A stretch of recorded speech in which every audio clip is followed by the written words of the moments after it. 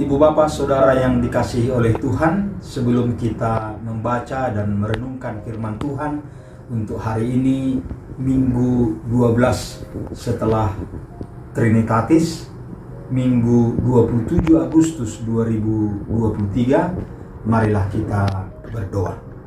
Allah Bapa yang bertahta dalam kerajaan sorga, saat ini Tuhan kami akan membaca dan merenungkan sabda-Mu.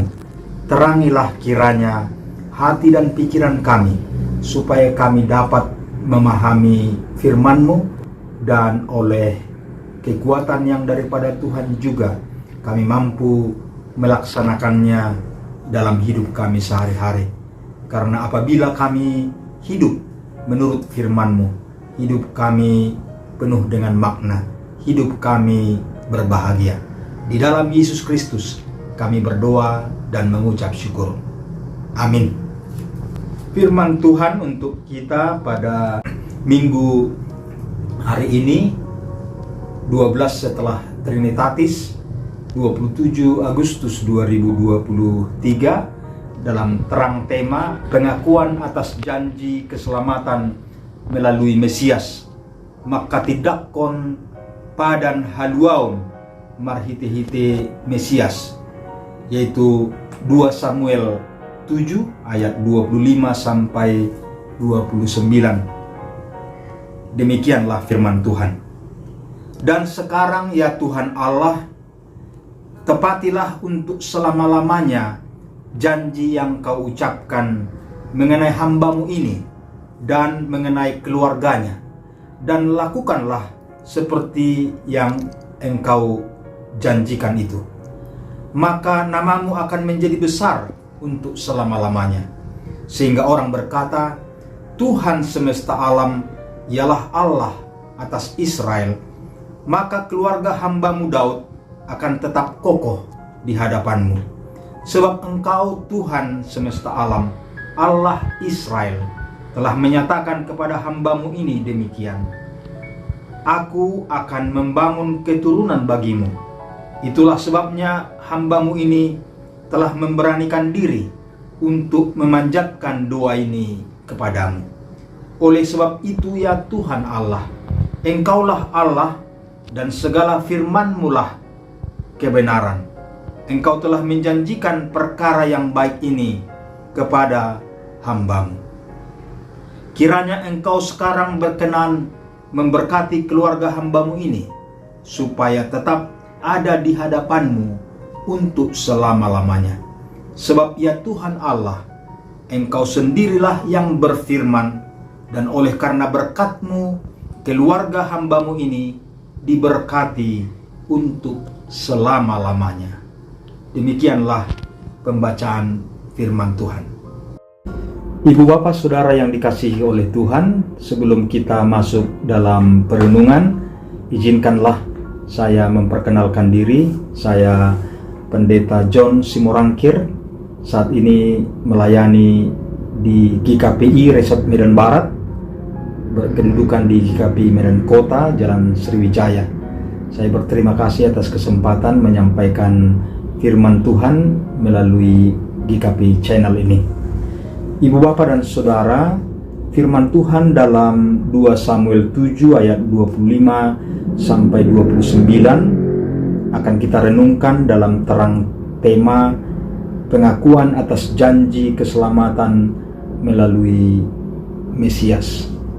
Dalam firman Tuhan ini dan dalam dialog dengan epistel, yaitu di dalam Markus 8 ayat 27 sampai 30, kita akan melihat bahwa terdapat suatu pengenalan diri yang luar biasa yang diperlihatkan oleh umat Israel, oleh tokoh-tokoh seperti Daud, para nabi, imam, tokoh-tokoh di dalam Alkitab, dan juga pengenalan diri murid-murid terhadap Tuhan kita, Tuhan Yesus.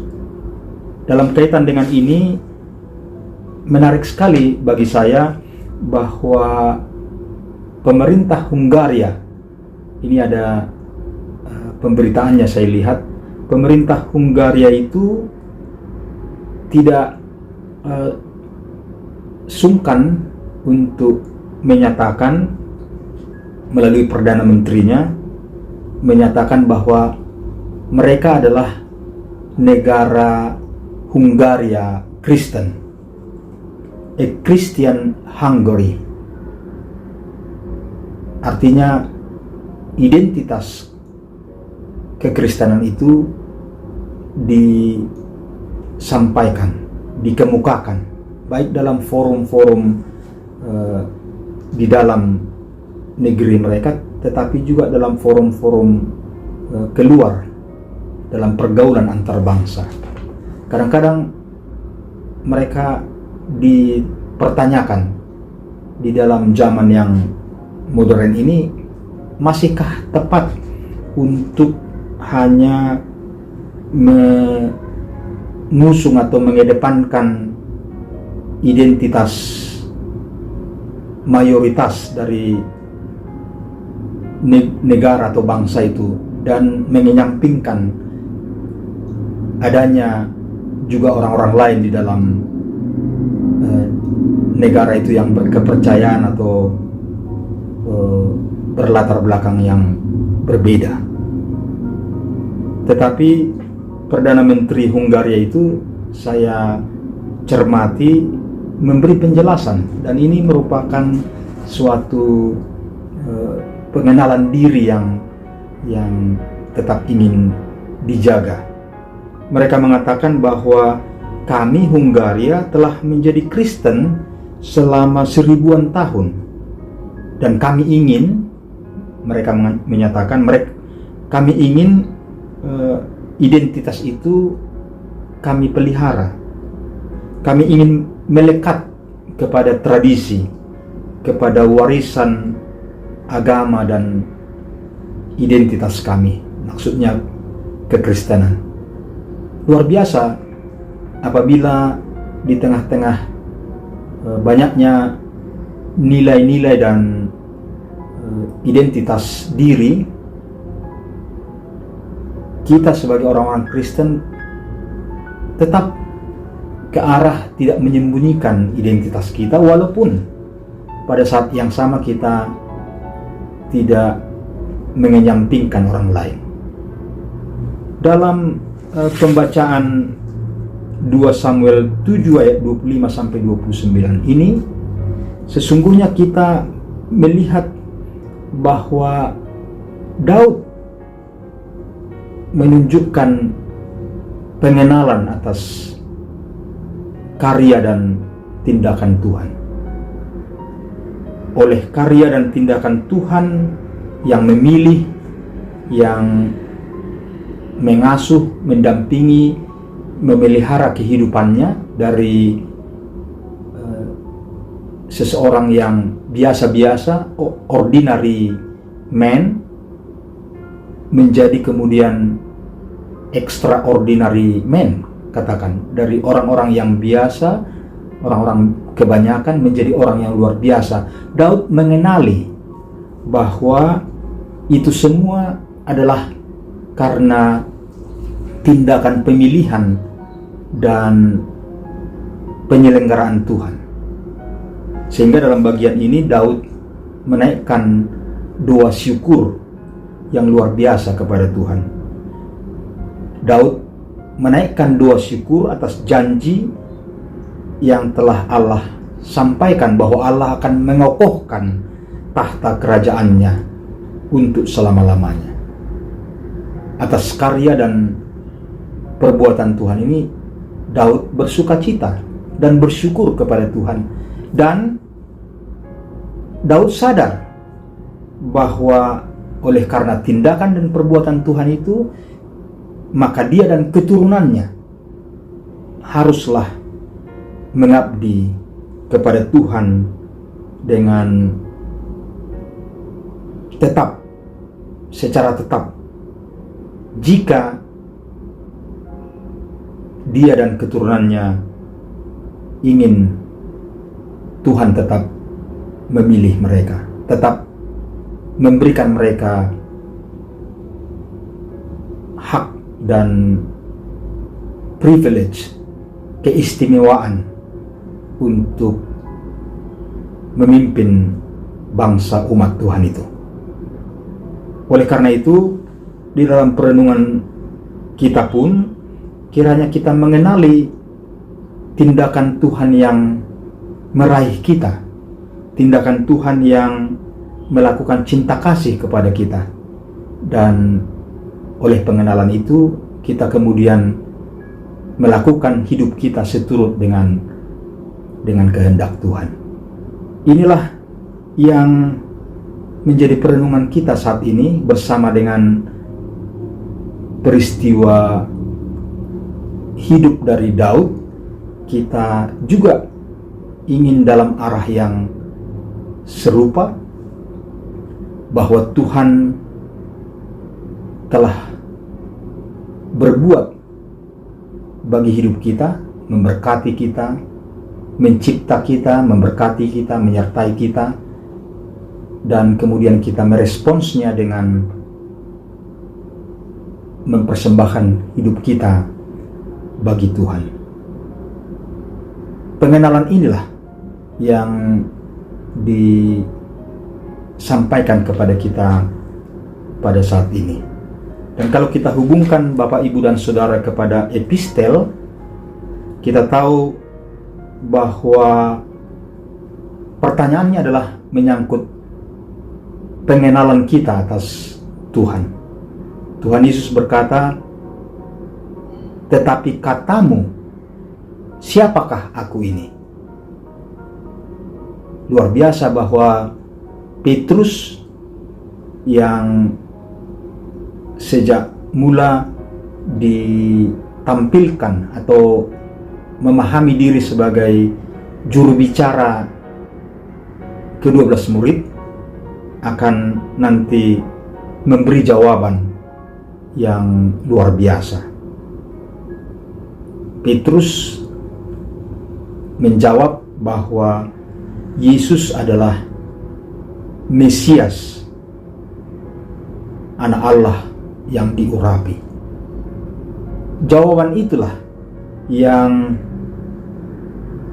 memang sungguh-sungguh diharapkan oleh Tuhan kita, Tuhan Yesus. Yesus tentu dalam kelegaan Ibu Bapak dan Saudara-saudara, Yesus memang memaksudkan itu, bahwa Yesus ingin meninggalkan pesan kepada Israel, kepada manusia, supaya manusia tahu bahwa perutusannya dan pengajarannya dikenali, bahwa perutusannya dan pengajarannya tidak gagal, karena Petrus dan murid-murid dan juga kita mengenali siapa Tuhan kita, Tuhan Yesus. Dan memang di dalam perjumpaan-perjumpaan dengan Yesus, di mata banyak orang sudah ada pengenalan-pengenalan yang bertumbuh terhadap Yesus. Tentu perjumpaan dan pengenalan terhadap Yesus oleh sebahagian besar orang-orang Israel, orang Yahudi, tidak sebagaimana yang dikehendaki oleh Yesus. Ahli-ahli Taurat dan orang Farisi banyak yang memojokkan Tuhan Yesus, yang ingin membunuhnya dan nanti akan membunuhnya. Walaupun demikian, ada juga sambutan-sambutan, dan di dalam epistel kita diterangkan bahwa Yesus dianggap atau dikenali sebagai nabi. Dan ini adalah sesuatu yang tentu positif. Walaupun demikian, pengenalan Yesus sebagai nabi belum merupakan pengenalan yang tepat. pengenalan yang lengkap. Pengenalan yang tepat dan pengenalan yang lengkap adalah sebagaimana disampaikan oleh Petrus.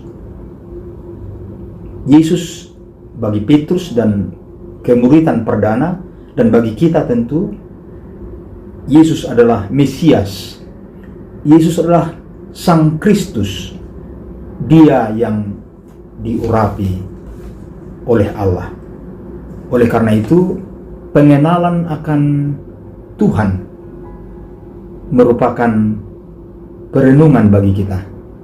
Tentu kita tidak sanggup mengenal Tuhan itu pada dasarnya. Hanya karena Tuhan memperkenalkan dirinya, menjelaskan dirinya kepada kita, menyampaikan firman-Nya, menyampaikan kehendak-Nya, maka kita dapat mengenali Tuhan itu. Dan oleh penyataan dirinya, maka kita ke arah dapat mengetahui kehendak Tuhan, dan kita dipanggil untuk melakukannya. Inilah firman hari ini. Kita dibimbing untuk senantiasa mencipta pengakuan kita yang didasarkan atas penyataan diri Tuhan itu. Dan inilah gerak yang kiranya akan terus terbangun di dalam kehidupan kita.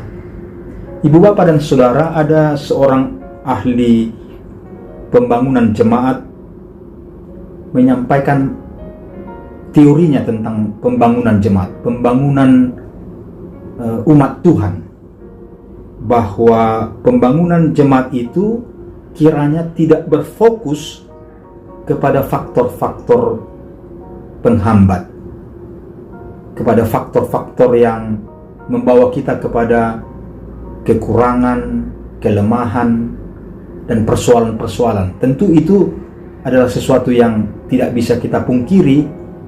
Di dalam persekutuan gereja, di dalam persekutuan umat Tuhan, ada begitu banyak persoalan-persoalan, ada begitu banyak kelemahan-kelemahan, kekurangan-kekurangan. Tetapi ahli pembangunan jemaat ini, pembangunan umat Tuhan itu mengajak orang Kristen supaya tidak ke arah memfokuskan diri kepada faktor-faktor penghambat, tetapi dalam teorinya dia mengatakan supaya gereja dan persekutuan orang percaya itu berfokus kepada faktor-faktor yang akan membuat gereja dan tubuh Kristus itu, jemaat, kepada jemaat menjadi jemaat yang kuat dan menarik.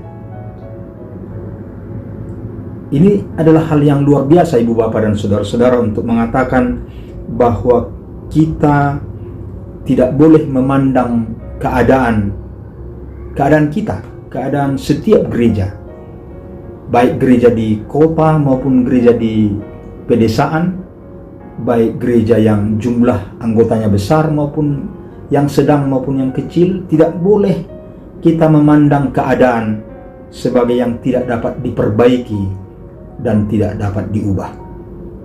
Tentu maksudnya bukanlah bahwa kehidupan ini bebas dari kekurangan dan hal-hal yang salah. Tidak. Dunia ini tentu bukan sorga, tapi seperti dalam doa Bapa kami, diharapkan oleh Tuhan Yesus, diharapkan oleh Tuhan Allah, diajarkan kepada kita supaya dunia ini dikelola dan dibangun supaya menjadi seperti sorga. Dalam doa Bapa kami kita berdoa, datanglah kerajaan-Mu di bumi seperti di sorga. Oleh karena itu, kehidupan ini diserahkan kepada kita untuk kita bangun dan untuk kita kelola, supaya dunia ini menjadi seperti surga, supaya kerajaan Allah ditegakkan di dalam dunia ini. Dan kita yakin ibu bapak dan saudara-saudara, dalam janji yang disampaikan Tuhan kepada Raja Daud, Tuhan berjanji mengokohkan tahtanya untuk selama-lamanya. Maka dengan kekuatan janji Tuhan, dengan kekuatan penyertaan Tuhan, maka kita juga dapat mewujudkan dan melaksanakan apa yang dikehendaki Tuhan terwujud di dalam kehidupan kita. Sebagaimana Raja Daud yang percaya pada janji Tuhan dan merasakan penyertaan Tuhan, kekuatan yang daripada Tuhan, seperti ketika Daud menghadapi Goliat. Daudlah satu-satunya yang tidak kehilangan pengharapan dan tidak kehilangan keyakinan dia dapat mengalahkan musuh yang walaupun musuh itu sangat luar biasa kokoh, luar biasa kuat, tapi dia yakin bersama kekuatan Tuhan, musuh yang kuat itu dapat dihadapi dan bahkan dapat dikalahkan. Oleh karena itu, tidak melihat keadaan sebagai sesuatu yang tidak dapat diubah dan diperbaiki. Tentu banyak tantangan dan lawan-lawan yang tidak menghendaki kebaikan dan nilai-nilai yang luhur dihadirkan oleh gereja. Tetapi gereja dan orang-orang percaya dan individu-individu Kristen harus mempunyai keteguhan hati, karena Tuhan telah menjanjikan penyertaannya dan menjanjikan keberhasilan bagi kita. Kita dapat membangun kehidupan yang di dalamnya hadir kebaikan dan nilai-nilai keutamaan-keutamaan yang Tuhan inginkan untuk kita kerjakan di dalam kehidupan ini. Firman Tuhan yang datang kepada Daud kiranya juga datang, kita rasakan sungguh-sungguh tertuju kepada diri kita, dalam keluarga, dalam gereja, tertuju kepada GKPI, bahwa Tuhan akan mengokohkan kita di dalam kehidupan ini untuk selama-lamanya, supaya kita menjadi gereja yang melakukan kebaikan, gereja yang melakukan keadilan, gereja yang melakukan cinta kasih, anugerah. Dan janji Tuhan itu kita sungguh-sungguh pegangi, merasuk ke dalam diri kita, dan kita kemudian melaksanakan apa yang dikehendaki Tuhan itu. Dan sebagaimana Daud, mari kita sungguh-sungguh menghayati janji Tuhan yang disampaikan kepada kita akan melekat dan mengiringi hidup kita. Dan kita pun dari dalam diri kita, dari dalam persekutuan kita, dari dalam gereja kita, kita harus sadar bahwa kita semuanya, baik secara individu, secara persekutuan, kita harus sadar bahwa kita harus mengabdi kepada Tuhan dan mempersembahkan hidup kita kepada Tuhan. Itulah jalan yang akan membuka arah untuk terus hidup kita menjadi hidup yang bermakna, yang akan merealisasikan, mewujudkan kebaikan. Sungguh luar biasa pernyataan Perdana Menteri Hungaria yang saya kutip di awal, bahwa mereka adalah a Christian Hungary, negara Hungaria Kristen, dalam arti bahwa orang-orang Kristen memang amat bersyukur oleh karya Tuhan, oleh perbuatan Tuhan, dan ingin terus melekat kepada nilai itu untuk selama-lamanya. Dan pastilah kemelekatan kita kepada Tuhan memberkati juga seluruh dunia ini, karena Tuhan kita adalah Tuhan yang penuh dengan cinta kasih, dan dunia memerlukan cinta kasih. Dunia memerlukan terang. Terang itulah, terang Tuhan itulah yang kita bawa. Pastilah terang itu tidak ditolak untuk selama-lamanya, tapi terang itu, karena juga terang itulah yang dibutuhkan, akan diterima. Dan itulah yang kiranya akan menyemangati kita bersukacita menjalankan hidup kita seturut dengan kehendak Tuhan. Amin. Kita berdoa. Terima kasih Tuhan untuk firman-Mu yang membimbing kami untuk senantiasa mengaku atas perbuatan Tuhan, janji keselamatan Tuhan, dan pengakuan kami menggerakkan kami untuk mewujudkan di dalam kehidupan ini tindakan-tindakan yang menyelamatkan, tindakan-tindakan yang mengasihi, tindakan-tindakan yang merangkul, yang membuat kebaikan terwujud di tengah-tengah kehidupan ini. Pakailah kami semua Tuhan, kecil maupun besar, muda ataupun tua, untuk bersama-sama Tuhan membawa kebaikan Tuhan, karya Tuhan ke tengah-tengah kehidupan ini, dan kami menjadi pelaku-pelaku firman Tuhan. Terima kasih Tuhan, di dalam Yesus Kristus kami berdoa dan mengucap syukur. Amin.